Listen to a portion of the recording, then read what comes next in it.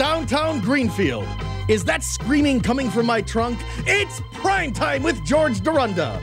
Tonight, historians Bill Glenny and Ray D'Addario, plus the Springfield Chordsmen. So get ready for the most entertaining show on television.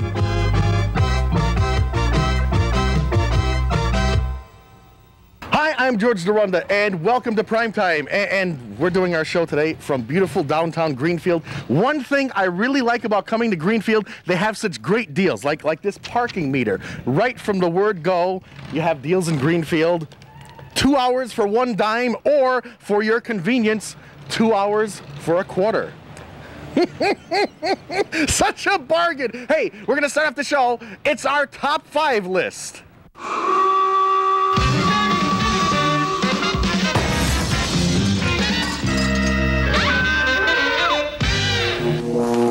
Yes, it's our top 5 list, our official primetime top 5 list. And the category for tonight's top 5 list, past lines on the show, something that was said by a guest that could also be used as a pickup line.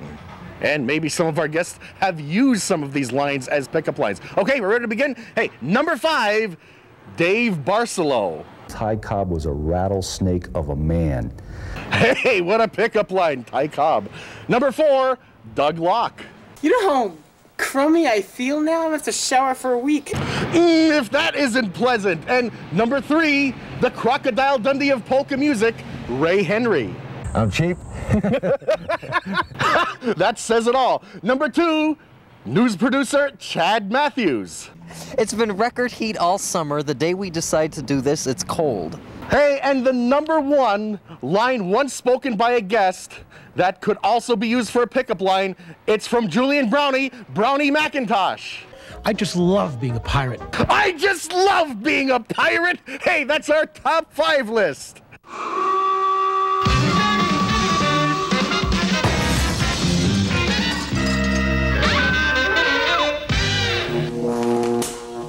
How about that? Our primetime top 5 list, and you go try those answers at home and see if you can pick up a few babes. Hey, but my first guests on the big program have their living history, and they're right here for you, the home viewers on primetime. Yes, you won't see them anywhere else. It's Bill Glenny and Ray D'Addario. Yes, well, Bill, Ray, welcome to the big program here. George, my pleasure. And you guys just returned from Washington, D.C. Right. Right. Yeah. It's the 50th anniversary of the IMT. The IMT, which is? And nobody knows it anymore. 50 years ago, it's sad, but it's the International Military Tribunal. And yesterday, it was in the news 50 years ago, and today it is still in the news because they want to get after some criminals from Bosnia and Rwanda. So we are still in the news. And so you've been, and you were actually part of history. Yes. Yeah. Now, you were the official photographer at the Nuremberg trials. One of many. One of many. I started as a photographer, and then I stayed on for 3 years and got my received my discharge in August, and then I did the same job. I went from the 2nd floor to the 3rd floor, and then I went from as a photographer, I went into public relations. Oh, and Bill, you Yes. were on the other side of the fence. I was, well, there's two, like I say, there's 2 different worlds. There were 2 sides to the story. Right. Sides. You had the courtroom, which was the most important. All the action was in the courtroom. And you had the prison, which was completely separate. Nobody was allowed in there, no cameras. Very, very few pictures are taken. Ray's fortunate to have some of these pictures. But it was an entirely different world. It's separated. When the men went in the courtroom, these prisoners, you had all cameras and the whole world was watching them at the time. And they had to be at their best.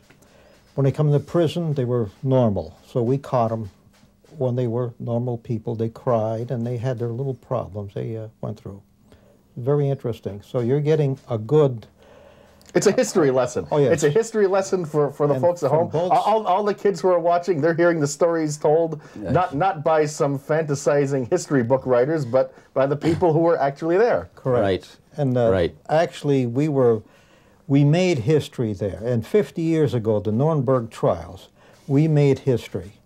And regardless who was there, as I was a guard, Ray was a photographer, we had the lawyers, the course of history was changed through the Nuremberg trials, and we were part of this. Okay, let's take a look at some of these pictures here.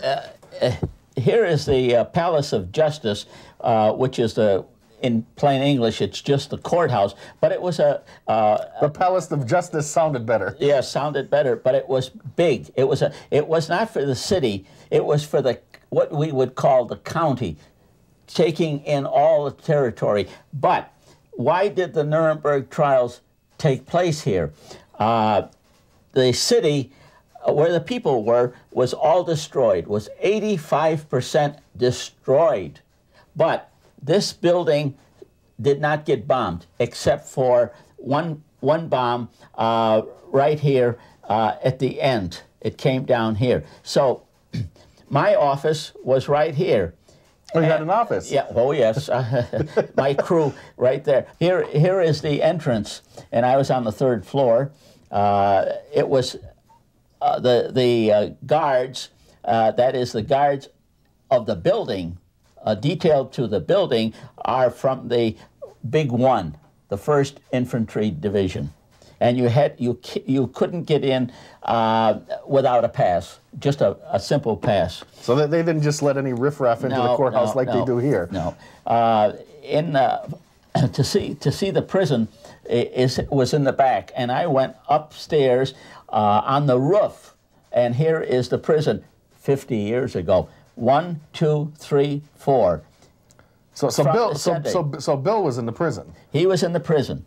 Just to give you an idea of what the prison looked like, this is a picture that of the cell block used for the defendant in all the trials. That is but these guards were not from the first trial. From the first trial. These are the 12 other trials, but everything else is the same. But from the first trial was in GIs. Right. You were there. We wore green helmets. Green helmets. Yeah. And what else?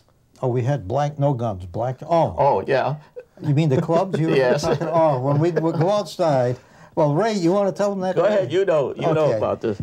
See these clubs here. Of course, at that time when we went out, these clubs here. You know what they were made of? You know, of course, everything was white. The guards that you see guarding and standing in back of the defendants wore white helmets, white belts, and he had the white gloves and a white club. And the clubs were made out of broom handles. Broom handles? Yeah. Broom handles, which were painted white. And unbelievable. But when we were in the cells, we didn't carry these in the cells. We had a blackjack at the time. You'll see right here, there's a screen and a lamp that's hooked up here, which you attach to the cell window, and you watch them sleep. And there was a blackjack also, which you didn't take off unless you opened the cell door and the prisoners are coming out. Then you'd strap it to your hand. No guns were allowed. No guns were allowed. No guns were allowed. Even with the officers, the prison officers, they had guns. Did they? So you used broom handles to maintain control. Well, yes. Well, no, at the time we had blackjacks in the cells. In the cells. And the officers wore guns. They could come in there, but the ones that were right on the cells could not do that. In other words, well, I'll tell you a little something else before we go on, is the cells had no locks, no keys to open these cell doors. All there was is a bolt at the bottom, which slid right into the wall. So when I'd open up a cell door, you'd lift up this bolt and slide it to the side. You couldn't reach it from the inside. If you put your hand out, you couldn't reach it. It was too low. So this is how we got them out of there. Of course, we'd have a blackjack. Okay, continue. And moving on. Yeah. You're seeing this is another bit of history here. This is a picture of not in the cell, but a picture made from a Jewish photo album, and it's clearing out the Warsaw Ghetto. Now, the reason I show you this is that I got the original album, which was given to a Polish officer, and the Polish officer gave it to Hitler to show that he did a good job of cleaning out. And these pictures are used all over. This is, I copied the pictures for them, and they were used in the trial. The little boy is very, very good. Here we have the Attorney General Francis Biddle. He was the senior American judge. Now, in the courtroom we had 4 judges, only 4, but there was 2, an alternate. So there's 2 Americans, 2 the British, 2 French, and 2 Russian. They made up the judge. So here we're looking at the inside of the courtroom. And the 21 are in the dock. But the reason I took the picture is because this is Colonel Andrus, and he was the commandant of the prison. He didn't come to every day in the courtroom, but he was... Did you know him, Bill? Yes. See the green helmet? Everybody knows this guy. See the green helmet? These are the kind... Of course, his is shellacked. When he come in, you know... It would blind you. Oh, it would. It certainly would. We had regular green helmets, but these are the type of helmets, not the white helmets. The white helmets are the guards that had the perimeter outside, and escort guards also for the prisoners. This is the interpreters. There's 4, and they would break down the language, and you had earphones. And this is the first time they were ever tried. The earphones were new, and the interpreters were new, and in fact, everything at Nuremberg was new. So you set new standards in technology at the same time. We did. Yes, yes. Yep. Everybody is listening very, very intently. And could I just add to that? Sure. When you went up as a witness on the stand, there were 2 lights. There was a red... Go ahead, you want to... No, go ahead. That's right. There's a red light and a white light. If the red light would go on, that means you're talking too fast and these interpreters can't interpret. So you have to slow down. Then when a white light went on, and a judge now and then would have to stop these witnesses, would you mind speaking slower? Slowly. So here's something. This is a candid shot of the 3 of the defendants here, 1, 2, 3, the 2 Army boys, taken at the When they had a break. When they had a break. Okay. There was a little court break, and the court had a recess. A recess. A recess in the court action. Right. That's it. Here's a shot taken from the front. You see the judges right there. This is a wide shot of the whole proceedings. Wide shot. Here is not a defendant, a witness speaking to the court, and here is a glass enclosure for our sound cameras. We had the sound camera in this spot and another sound camera in that spot. And the still photographers, of which I was still, was over here in the corner. And we could not talk. We could not even, we had earphones, but we didn't use them because you couldn't take pictures and listen to the interpretation at the same time. Oh, at the same time. Why was that? Well, it was too disturbing. Oh, it was too distracting. It was too distracting. And the film was, now, today's film, we speak of film which is 400 and 1,000, you know. That's right. They have low-light films today, which most people don't understand. We had to shoot on a tripod, and we shot slowly. You had longer exposures. Very longer exposures. Your ASAs back then were what, maybe 25? Yes, or slower. Or slower. Depending, and using our lenses, the big lenses were slow compared to the normal lenses.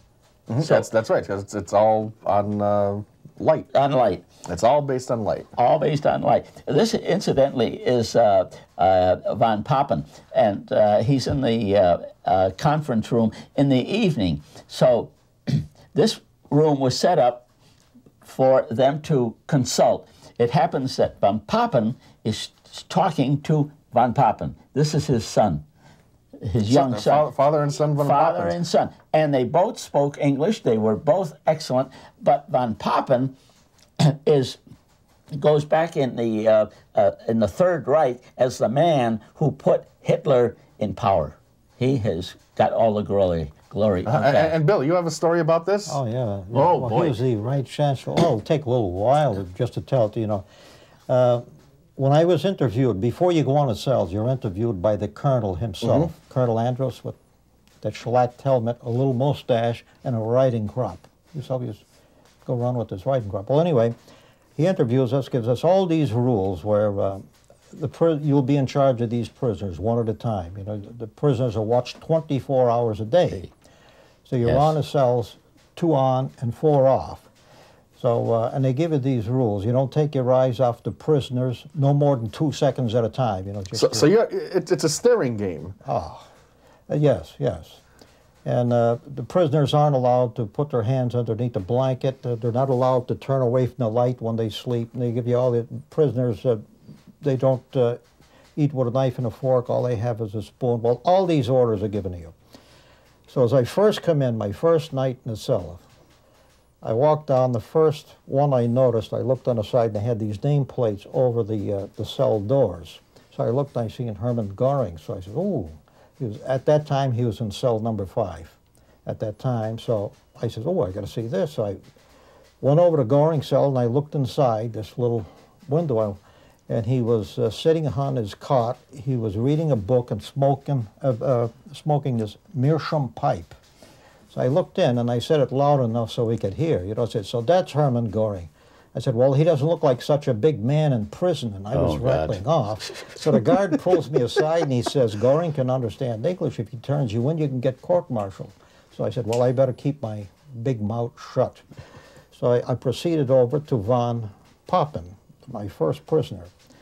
So about 10 o'clock is a curfew. The lights dim, and you set up the screen with this lamp, and you watch them sleep. So I'm setting up this screen, and I was having a little trouble with the light, so he must have knew I was new the way I was fumbling. It was my first time. So he come over in perfect English, perfect English. I'll tell you the exact words I never forgot. Some things you never forget as long as you live. He says to me, in perfect English, and he spoke better English than I did, believe me. He says, "Would you mind shining the light on the other side of the wall? Otherwise, the glare from the light will keep me awake all night." So I thought that was a reasonable suggestion. I said, "Certainly."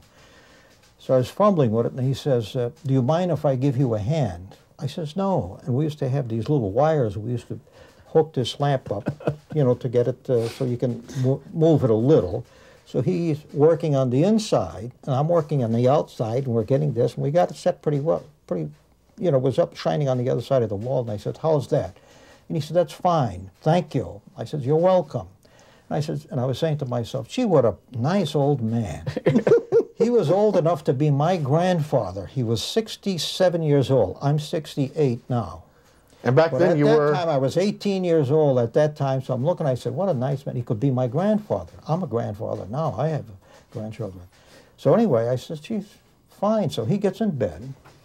And according to the rules, now I just got all these rules. He puts his hands on top of the blanket according to regulations. Oh, that's fine. Of course, we weren't allowed to talk to the prisoners either, unless, you know, it's very brief. It's got to be brief if we have a conversation with them. The colonel told us also. He says, like, if they ask you what time it is, tell them, but no likely conversations. So he gets in bed. The first thing you know, one hand goes under the blanket, so I'm thinking, I says, "They're breaking the rules there." So I said, "Well, what, you know, I can't sleep. I couldn't sleep like that. I'd always put myself in a position like this." So the first thing you know, he waits 5 minutes, nothing has happened. He puts the other hand under the blanket. So I'm saying, "Now what?" I says, "What am I supposed to do? Wake this poor old man up all night?" That looks like your grandfather. Yeah, yeah. So the first thing you know, he turns over, which he breaks the rules there. And you know, I said to and it did make any sense. Certain rules didn't make any sense, because if we were waking these men up all night, you know, put your hand out, get this up. Nobody would ever sleep. That's right. What condition would they be in a courtroom when the world is watching and the cameras are on them? They're falling asleep. You know what I mean? So anyway, that's my first night in prison. So they had rules, and you never told Hermann Göring that he couldn't put his hands under the blanket. Yeah. Well, Herman didn't put his hands under the blanket. Herman was, you know, he'd be right on top. Some of the prisoners did sleep with their hands up because some of the guards would probably yell at them. But they had a lot of the rules that you just couldn't follow all of these rules. It was almost impossible, you know, if you tried to follow all these rules. Even when we're outside, the prisoners aren't allowed to talk to each other. You know, it's just, you couldn't follow them all. Okay. So, hey, it was prison the way prison should be, right? Exactly. Well, yeah, that's where they got the name prison. Yeah. Okay, guys, we're just about out of time here, and you know, this is so interesting. We have more pictures to go through. We're going to have you back on another show. Thank you. And it's been a pleasure. And hey, stick around. We'll be back with more Primetime Magic right after this.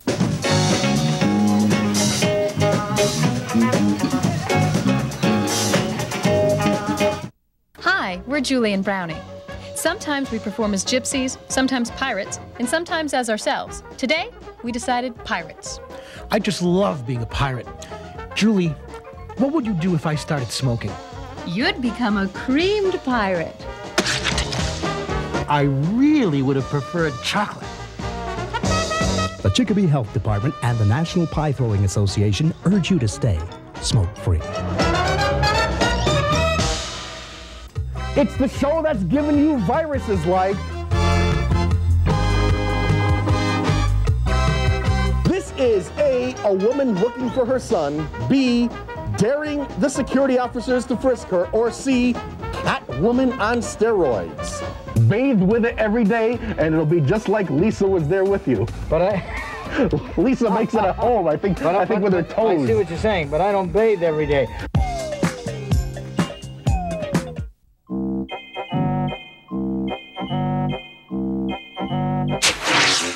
Hey, is someone trying to send you a message to quit smoking? You know, there is an easier way. All you have to do is call the American Cancer Society's Smokers Quit Line. So call 1-800-879-8678. Call now and we'll all breathe a little easier.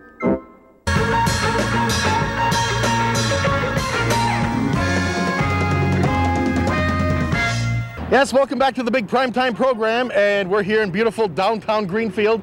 Hey, you can buy a King coil with spinal guard. That's only a few dollars extra when you buy your brand new car. And hey, my next guest on the program, it's the fabulous Springfield Chordsmen performing something called the Old Song. I think this is even older than Bill Glenny.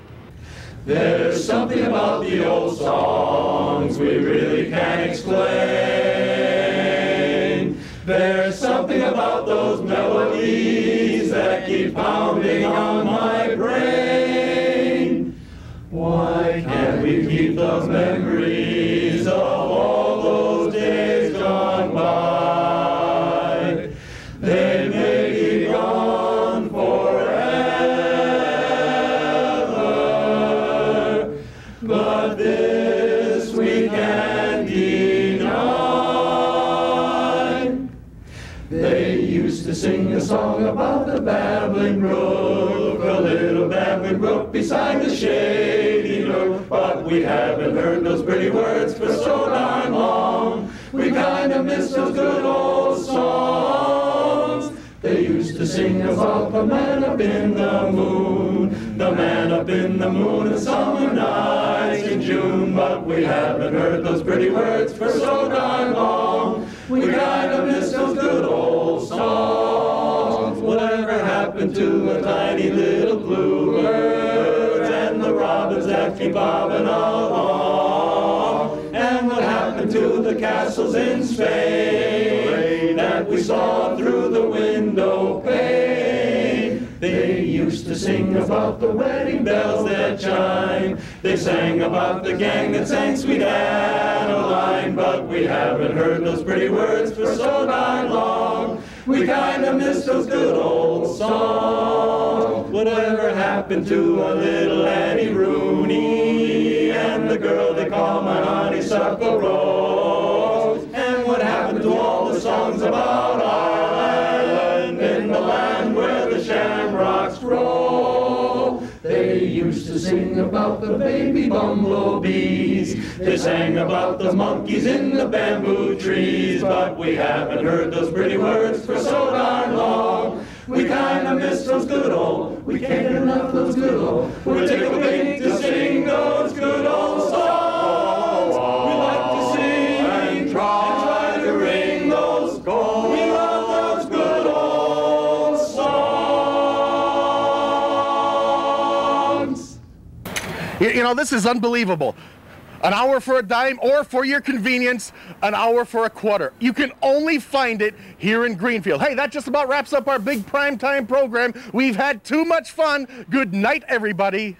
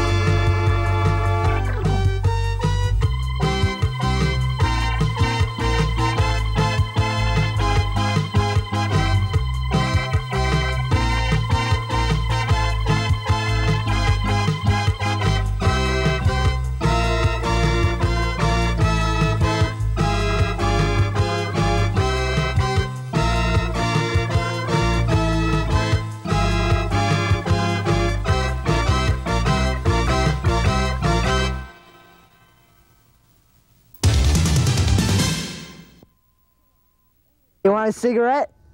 Come on, everyone smokes. It's fun. I used to say that. And everybody's doing it, so you won't be out of place. I used to think that. Your mother will never find out. Your father will never find out. Nobody ever has to know. I used to say that. If you don't want to do it, then fine. Just be a chicken. I'll just tell everyone in school. I used to say that.